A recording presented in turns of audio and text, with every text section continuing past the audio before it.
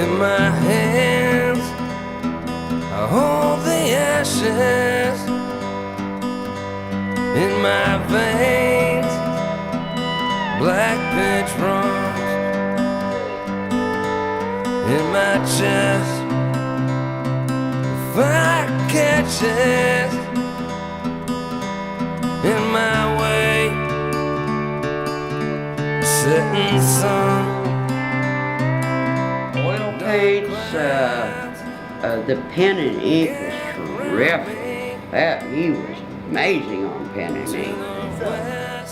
Tim's the best artist in the world. I mean, I think what he does is incredible. And it was a great experience. He actually, I wanted to talk about his art and where he was coming from and what he had going on in his mind, but instead he wanted to talk about my art, and he told me what he saw, and he kind of told me how he felt about me and where I was coming from, and he was right on the money with a lot of it. The last pale light in the west. The last pale light in the west. An artist wants to have their own voice, have their own, this is who I am. And I had never seen anyone that could do that better than Tim West. Well, I fell in love with the idea of Tim West way before I ever saw one of his pieces. Mac Murphy at M2 Gallery told me about the story. I mean, it just sounds like a legend. And so I was like, I need to know more about this. So I knew before I ever saw his work or met him that yeah, I mean, I was in love with this artist. So I wanted some of his work. And when I saw it, I mean, it's all beautiful. Last pale light in the west. The last pale light in the west.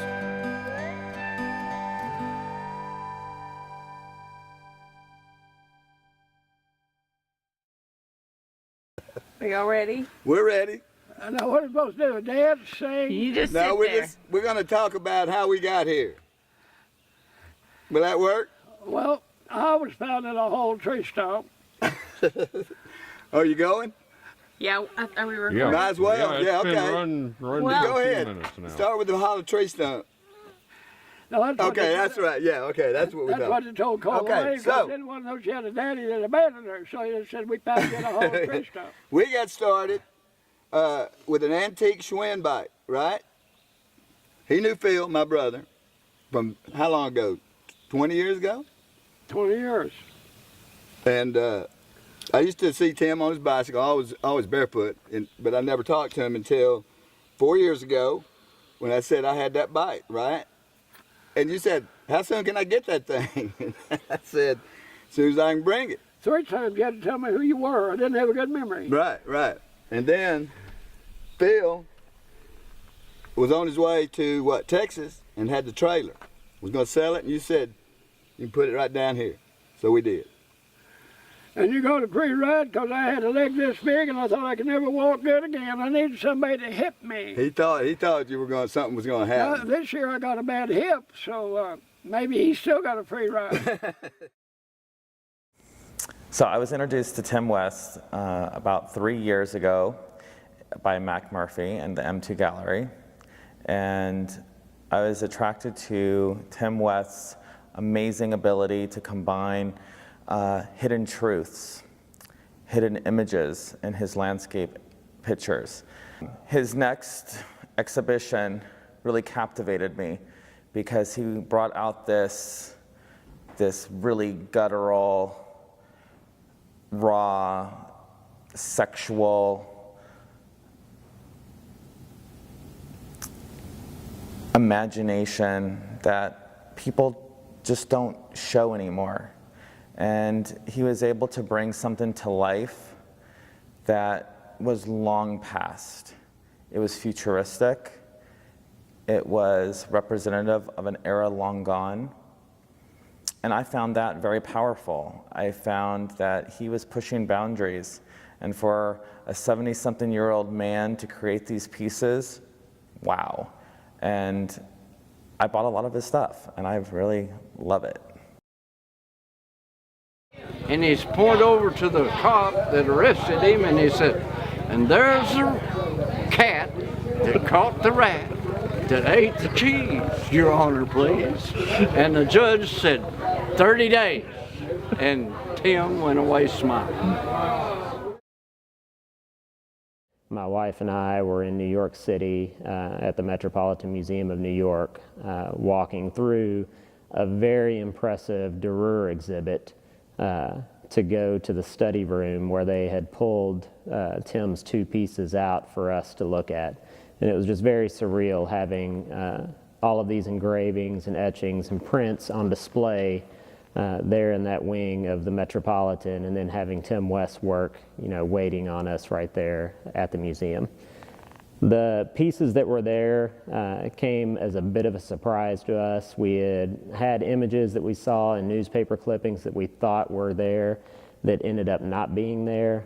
But the first piece that they brought out was just a beautiful print that he had done on the back of this 8.5 by 11 piece of paper. And it had a note to the curator of the Metropolitan Museum of New York on it. And the image was of someone very important to Tim at the time, and he just basically was pleading to the curator to put her image in the Metropolitan's collection, that it would mean so much to her. And so the piece was accepted into the Metropolitan's permanent collection. And then down in the lower right-hand corner, there was some embossing down there that we couldn't make out. So we had the people from the study room come over and flip the page over for us, and on the other side was Tim's master's diploma from Southern Illinois Carbondale. So he had done a print on the backside of his master's degree and then submitted it into the permanent collection at the Metropolitan. The other piece that was there was an equally amazing engraving that he had done at the time of the curator's death in 1985. He had done an engraving, sent the print in, and it was accepted again in 1985. And then on the back side of that was another pencil sketch that he had done of a lady who was also very important to him. What happened? There's a big story behind that. I was letting the coons eat anything and everything. I was even feeding them peanut butter with a spoon. Some of the babies, I can rub their ears while they eat, and then they'll do this, and that's nothing. See, the coons are dangerous, they may say. Well, when I got tired of eating all night, so I lost the trunk. They chewed a hole through the trunk, but I put a rock there, and they spent all that time to figure out how to chew through the rock, and they get mad. Well, old Mama Coon has been still somebody for 12 years. I call her not sure. She was in a bad mood, and she bit me for real. But the thing is, if you come that dark, you'd be able to photograph 14 coons fighting over the groceries. Well, we don't have lighting to photograph tonight. Well, you have to have special lighting, because Yes. all I got's a light bulb there. It'd probably be too dark. Sometimes they pull that shit in the daytime, you never know. Right. Like I try to feed the cats. When they get it, they lock it up, because I'll be gone. But I never know, I might come in the morning and the coons are there fighting over the food. It's just unreal. But I don't know how well coons fit into this movie project anyway. Cameras do such good work on landscapes that I think our artists don't really need to do landscapes anymore. They maybe need to do things that the cameras can't really compete with. Which means get more rhythm, get more symbolism. Sure, landscapes are fine, but that would be for Greensboro, or Turner. Yeah. Or somebody like that. But you're right. I think, yeah. The I photograph takes it respect better. what he does. He doesn't want to call it Haywain, and I had a big reproduction of it. It's been damaged, but I'd like to just copy the Haywain once just to be doing it. They got this old wagon with wheels this high, and they got one of the horse walking in water this deep, and the old man riding on the wagon, and there's a stone house, and then a row of trees, and then the sunset. It's a real good picture. But back then, nobody had a camera. So there was a real demand for that. That's true. Whereas now I don't really know. The human race is changing, the world is changing. I wouldn't have to work too hard. Sounds like a good idea. It's kind of got a leaning posture. But every antique sculptor has at least one arm broken off. That's true.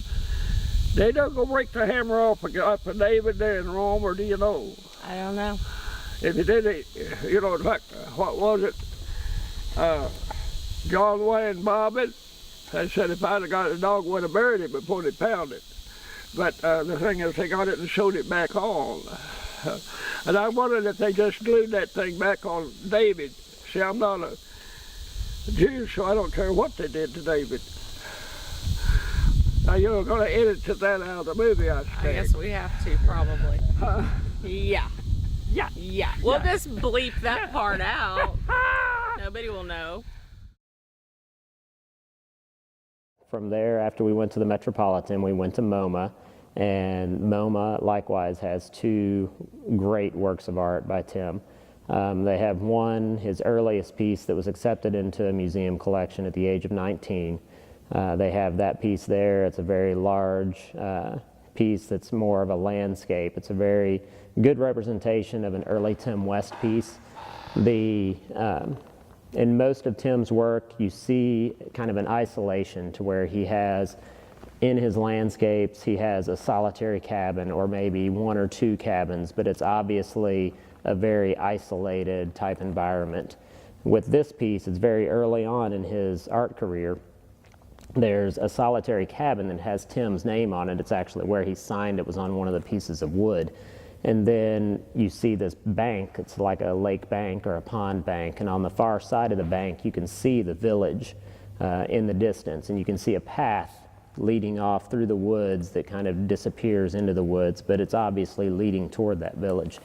And to me that symbolized, you know, that was kind of Tim starting to pull away from everybody and starting to isolate himself even more through his art, but you could still see that he had some attachment there. Second piece that's in the MoMA's collection that I came across, they had pulled it out, and it is just an amazingly chaotic pen and ink piece that he had done, very large scale. And you can stand back from it, and it has every bit of, you know, just a very energetic, abstract work of art. And then when you get closer, you start seeing some imagery coming out from it. After you look at it, you realize that it is a landscape piece at its base and at its core. There are only a few images that come out. There's some half torsos of some figures that are somewhat trying to come out from all of this chaos. And then there is really only one strong representational form, which is a male form in the lower right-hand quadrant of the piece. The male form, in one arm, it has an urn, and then the other arm has an anvil. Yeah. Well, now, you told me the film wasn't totally finished. Are you in the process of finishing it now? Do I need my famous last words or whatever? Yeah, do you have some famous last words? One I thought of pretty well. I thought eternity is irrelevant. Immortality is irrelevant. I said that without knowing what it means. I still don't know what it means, but I like it. I like it too. Immortality is irrelevant. I don't know.